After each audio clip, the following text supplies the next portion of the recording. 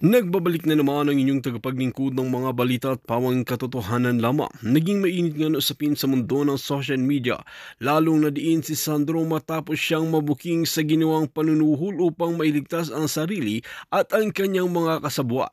Ayon sa mga investigador, malinaw ang ebidensya nagpapakita kung paano niya sinubukang bilhin ang katahimikan ng mga testigo. Hindi ito ikinagulat ng publiko, lalo na't matagal ng usap-usapan ang kanilang garapalang galawan. Dahil dito, lalong tumibay ang kaso laban sa kanya, pati na rin kay Kinali Satanas at Kutinang Norte. Dito nga natin makikita na sobra kasi ang ginawa nga ni Sandro na panunuhol nga para matuloy na ang impeachment nga ni VP Inday Sara na kinagulat ng lahat dahil matataas na opisyales ang nakapirma nga sa papel para sa impeachment nga ni VP Sara. Kaya naman talagang hindi na nga pa nakapagpigil ang maraming netizen at nagbigay nga sila ng mga sarit-saring reaksyon dahil talagang magkakagulo nga ang bansa natin kung matutuloy ang impeachment ni BP Inday Sara dahil hindi nga nila hahayaan na manaig ang kanilang mga kabalbalan, lalong-lalo na itong si Kuting ng Norte, Lisa Tanas at Sandro na to. Ang pamilyang ito ay dapat parusahan. Kaya naman ang taga-suporta nga ni BP Inday Sara ay talagang nakahanda na sa anumang oras at hinihintay lamang ang signal ng taong bayan. Well mga kaibigan, para nga sa karagdagang impormasyon, panoorin nga natin ang buong video. At kung bago ka pa lamang sa aking channel, huwag kalimutan i-click ang subscribe button at notification bell para lagi kang updated sa ating mga bagong video. At para sa solid viewers natin dyan, maraming salamat sa walang sawang pagsuporta. Marami pang iba.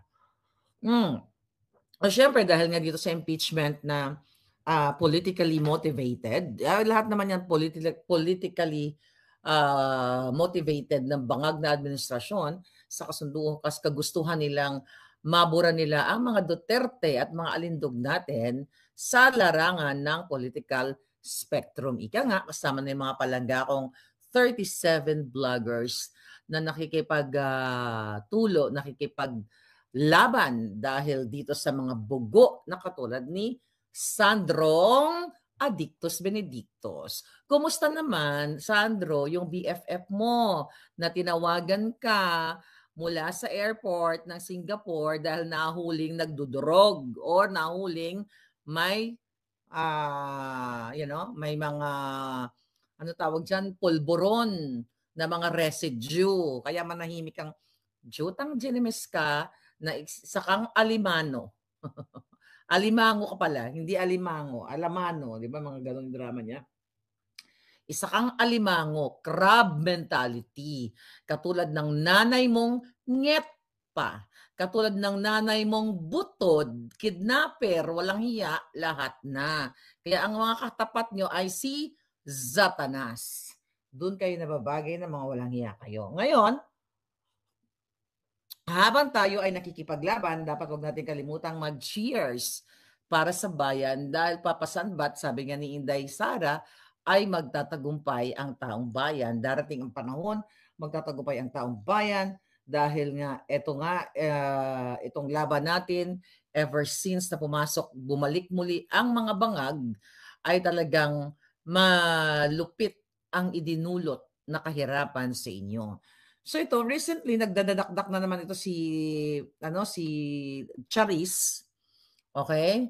Nandito ba si Cathy Binag? Okay, ayun, naka-witness yan, no? Alam niya yan, yung mga naka-witness na yung tatay ni Sandro ay Adictus Benedictus. Kaya kung merong high crime, merong pang-aapi sa bayan, panglulustay, pagnanakaw, dapat nga ang mga Marcos ay matagal nang nailibing, hindi lang 7 feet below the ground. 6.352 trillion below the ground. Okay? Ganun kalalim na hindi na sila mapamarisang muli. Sabi ni Sandro, na-interview siya, si Sandra, si Charis. So, shout out kay Miss, kay Miss Palangga. Ang dami ko kasing mga miss, wag natin, baka ma-interpret yung ating alam mo yan, yung kausap ko ngayon. So sabi ni Sandro Bangag, nung tinanong siya nga ng interviewer, yung regarding the impeachment, ang sabi niya na bakit siya yung, siya yung nanguna doon sa signatories, di ba? Yung mga pumirma na para i-impeach o na-impeach nga nila si Inday Sara sa Congress. Ang sabi ni Sandro Bangag, of course, I'll be the first one to sign. Kung sasabihin ba ng tao na gusto niyang hukayin yung lolo mo at itapon yung katawan sa West Philippine Sea, sasabihin ba niya na gusto niyang patayin ang Pangulo at ang First Lady ng aking magulang? At bakit naman magugulat ang tao na pipirma ko dyan? Unang-una, ikaw, Sandro, hindi ka naman Pilipino. 'Di ba? Daw pag nagsalita ka nga ng Tagalog, parang ikinahiya mo pa, napipilitan ka. 'Di ba? Ang sabi ng nanay mo, very royal ka. Okay. Very royal, no, very royal, nanay ba niyan? Basta may nagsabi, very royal, very British. Oo, tama naman. Very royal na isang alipin. Mukha kang alipin sa gigilid. Alam mo yung itsura ni Sandro, parang yung taga-dila ng grease trap. Alam mo yon? Tanginang ito, anong royal ninyo? Ang nanay mo sindikato. Sindikato ka ng royal. Visit ka. Yan, pag nakita ka sa London, ang ina, yung mga tinatarget ko talaga sa yung mga sindikato, yan ang mga tinatarget ko. Hayop na to. Hindi uobra yung mga sindikato na yan sa akin. Anyway, unang-una, magpasalamat ka kay Pangulong Duterte, kay Inday Sara, mga walang hiya kayo, noong pinalibing ang lolo mo. Okay?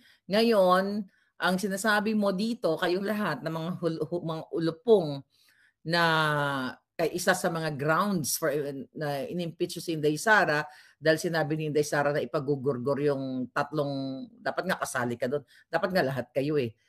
Pero nakalimutan mo na hindi naman sinabi ni Inday Sara, actually hindi mo nakalimutan, bangag lang talaga kayong pamilya, na kapag nagurgor nyo, kapag ginurgur si Inday, it's the same thing nga kahapon, kinumpare natin, ang sinabi ni President Trump sa Amerika na kapag siya ay ginurgur, okay, ng mga kalaban ng bayan ay, gugurgur, may inatasan na din siyang gugurgur. Yan ang gamitin nating words. Hindi naman sinabi ni Inday Sara, mabalik ako kay Inday Sara, na okay, sabi niya, na nag-utos siya na okay, gurgurin niyo yung mga jutang ginimis na yan. So merong kapag dadadadan. Ang ganda ng gising ko lang ngayon, mga palangga. So we all know na hindi naman to matutuloy, hindi sila magwawagi na ma-remove nila si Inday. Dahil may lalabas na mga ebidensya, may mga lumabas na nga ng mga ebidensya na nagkabayaran talaga diyan sa Congress, yung mga ulupong na yan. Okay? Then also may mga nag-send pa sa atin ng mga list ng mga natanggap ng mga jutang ginimis na ito, ng mga pumirma like through AKAP, Ayuda, AIX, mamaya discuss natin. So alam naman natin mga kababayan na ito ay talagang politically motivated. At ikaw, Sandro, okay, kahit kailan hindi kayo magwawagi sa inyong kademonyuhang ginagawa kay Inday Sara sa mga Duterte para sila ay tanggalin sa larangan ng politika. Dahil ang nanay mo, malapit nang pumantay ang paa. At ang tatay mo, pag sobrang ma-overdose na sa kadudurog, at ikaw, lahat kayo, mga yawa kayo, baka bumula na bibig nyo. Ngayon magpapalechon kami.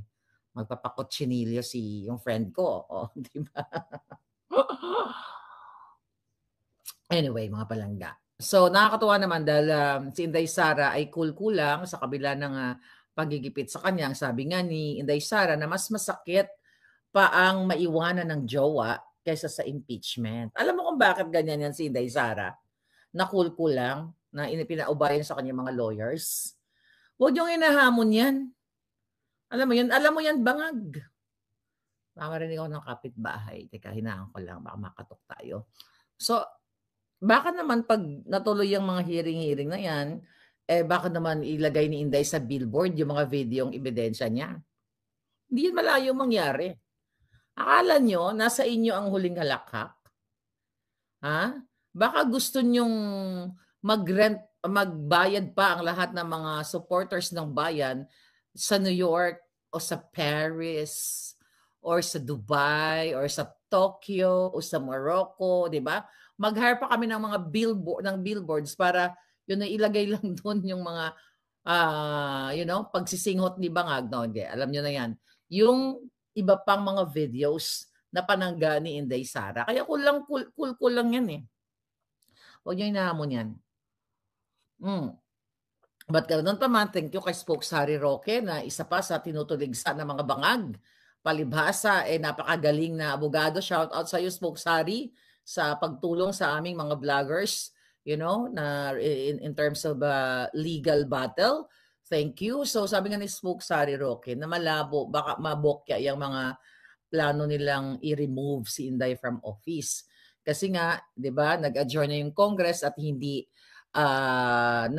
natanggap ng hindi tinanggap yung kanilang articles of impeachment. Kumbaga, at aantayin pa nila ang June 2. So, then magkakaroon ng panibagong kasi now is 19th Congress.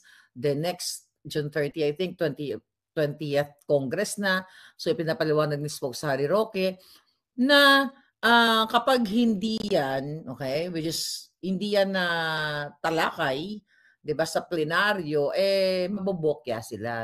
Sa kadahilan ng pag nagkaroon ng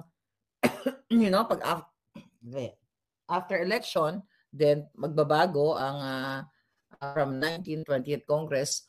So yung composition ng mga senators and congressistang mga kawatan iba na, or yung iba re-electionist, yung iba bago, So, mababaliwala na yan dahil nga paliwanag ng ating magagaling na abogado like Attorney Glencio, Attorney Vic, Attorney Harry. Ayan, tandaan yung mga pangalan na yan na hindi pwede mag-file ng impeachment sa isang impeachable officer ng 2 beses sa isang taon. So, which is good news naman. At may mga galing tayong mga abogado nag-explica dyan at kailangan pang ang busisiin yung mga pumirma na mga yung mga pumirmang mga kongresista na pumayag o na ma-impeach si Inday Sara sa Congress, which is dapat pala yan i-verify pa yung mga signatures. Kung sila ay nanumpa o talagang yan ba ay pinirmahan nila o baka dinoktor lang ni Lisa Tanas. O baka kasi yung stroke ng signature parang pare-pareho. May nag-comment dyan eh.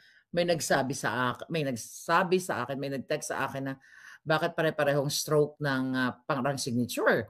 So hindi po yan malabo na mangyari o nangyari diyan sa House of Representatives na pare-pareho ang pumirma.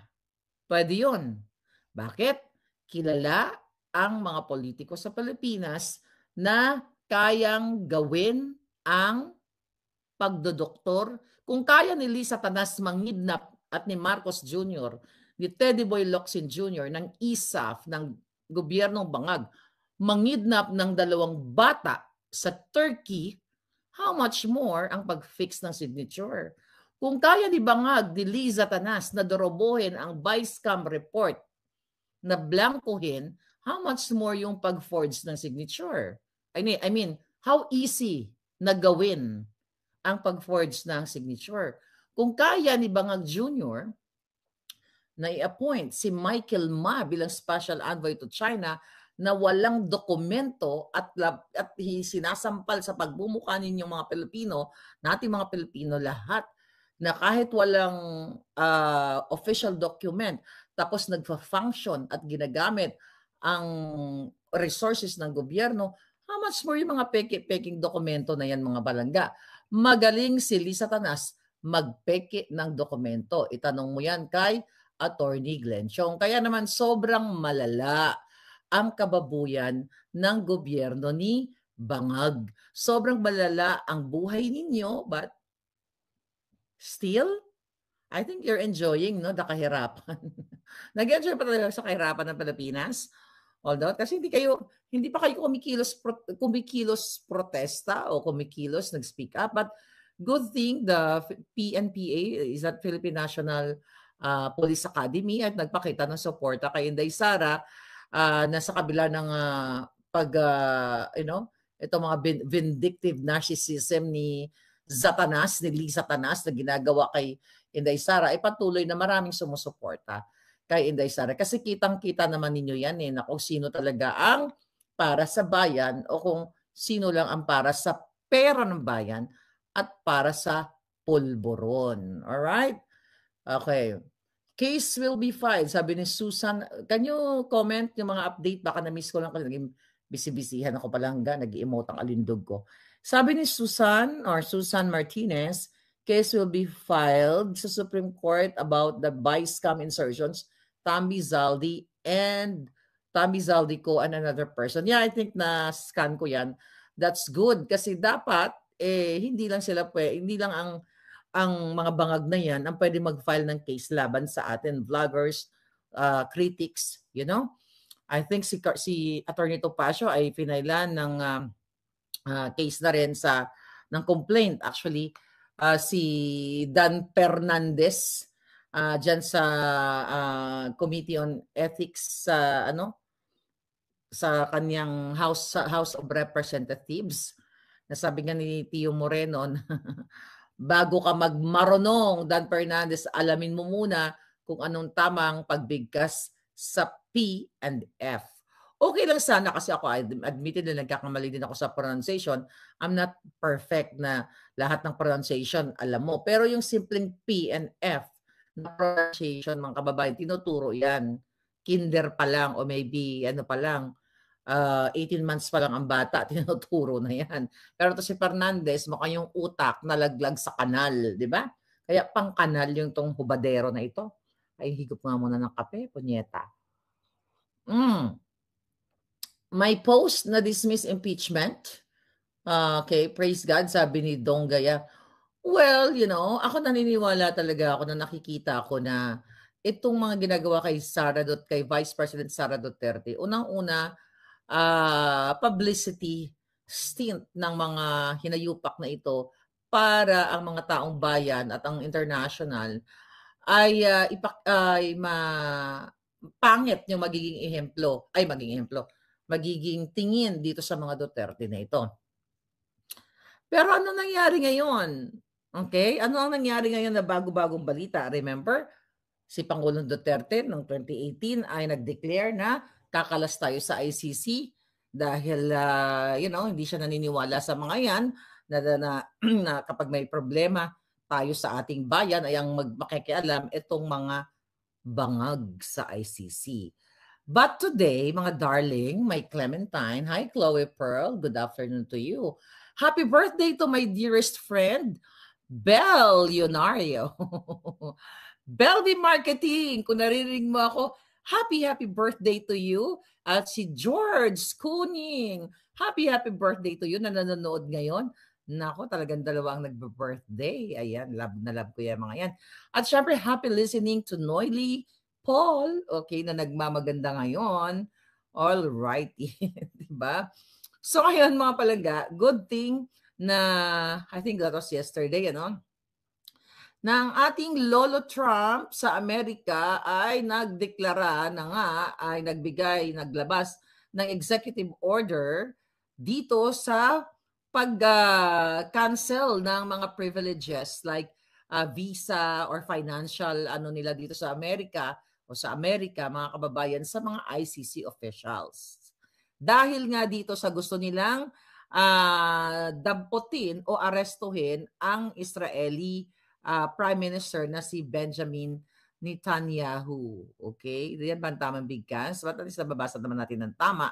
Ang kanilang Minister of Defense na si Yoav Gallant.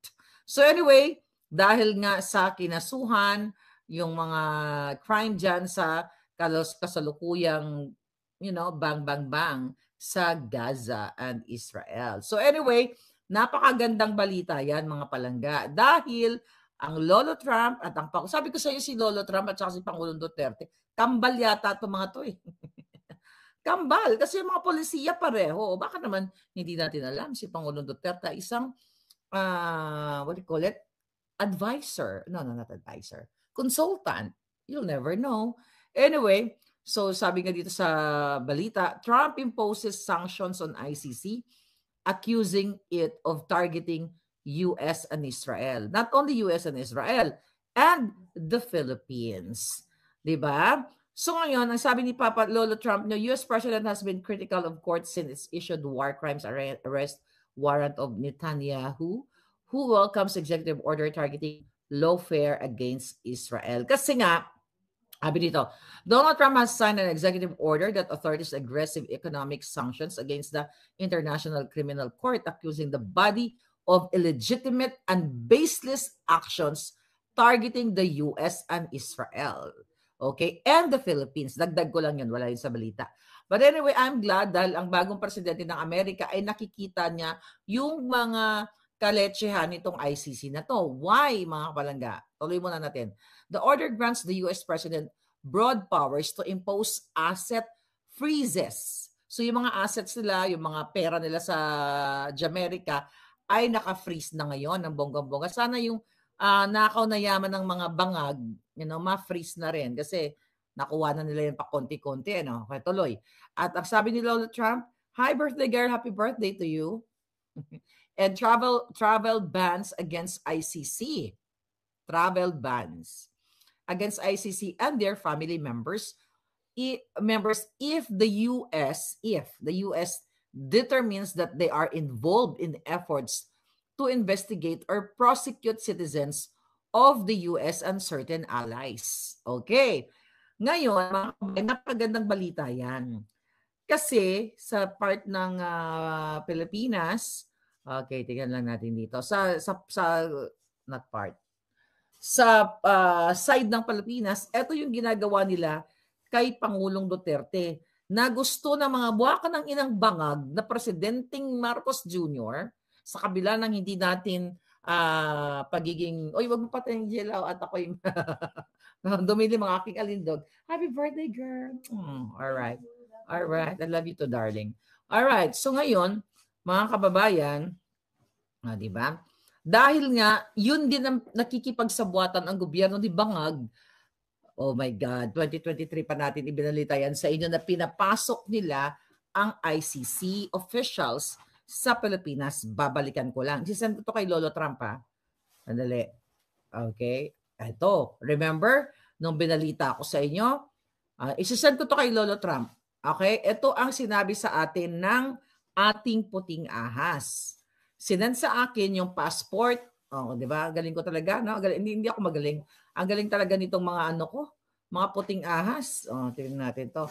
Merong translator, okay, na pinapasok ang bangag na presidente sa pakikipagsabuatan ni Tambaluslos at lahat ng mga kaalyado nila na mga tiwaling opisyal ng ICC para damputin si Inday Sara, si Bato, si Pangulo Duterte, si Bongo, Senator Bongo, lahat ng gusto nilang ipadampot or i-connect, di ba? O i-connect or tama ba? I-ask, hindi ko maisip yung right word. But anyway, para idamay dito sa war on D na ito na nung time ni Pangulong Duterte, yung EJK nila, ay dapat daw si Pangulong Duterte ay malitis doon sa The Hague. Sabi nga ni Pangulong Duterte dyan, excited na nga siya pumunta doon eh. Remember the Senate hearing, sinabi ng Pangulong Duterte, sabi ni Pangulong Duterte, gusto ko mang mamasyal, ma'am. Alam mo, nakakatuwa talaga ang ating Pangulong Duterte. Alam mo, namimiss natin si Pangulong Duterte, no? May nagsabi dyan kanina, BRRD, Vice President, and Inday Sara for President. Pwede naman. So anyway, balikan ko ito mga chika boom boom. So noong October, sinento sa atin ang puting ahas. At isisend ko itong mga personalidad na to kay Lolo Trump na naman, okay? Etong si Bracken na ipinanganak sa Pilipinas ay pumasok noong October sa atin para serve as function as a translator sa mga tiwaling ICC official na nagngangalang si Rosato. Ayan, pinakita ko na to sa inyo, di ba? Pakita natin yung kanilang passport pero hindi lahat. Okay, ayan o. Pakita ko lang. Di ba, hawak ko yung mga passport ng mga yan. Yan lang kasi natin pwede lagay yung information lahat. Okay, pakita ba natin yung face lock niya ba? Yung ano lang, pintahan lang natin yung face lock niya. Ano mang citizenship nito? Okay, Rosato, British citizen. Okay? So ito yung mga kinontrata ng Bangag administration na pinapasok diyan ni Bangag at i-hinouse nila or in-accommodate nila sa bonggang-bonggang hotel. Balikan lang uli natin 'to mga kababayan. Kaya ito talaga yung nangyayari kay Inday Sara, nangyayari kay si Pangulong Duterte, ito ay pakikipagsabuatan ng bangag na administrasyon ng mga VO-VO'ng bugo sa Congress o Congress o House of Representatives. Well, sa part naman ng mga House of Representatives para sila magkamal ng pera dun sa pirma nila, yun nga, kapalit ng pera ng bayan. So balikan lang natin ito mga hitad. Okay? So ito pa, ang isang tiwaling official, ang surname niya is si Kala. Alright? Kala. Ito pa nga yung travel, personal details, travel type, AA, okay? Status A, last name, ganyan-ganyan. Travel port, NAIA 1. Flight number, PR512. Okay, travel date, pumasok sa Pilipinas noong October 10 to 2024. Ayan, nasabi ko sa inyo, malupit yung mga puting ahas, pati mga travel, nakuha na natin.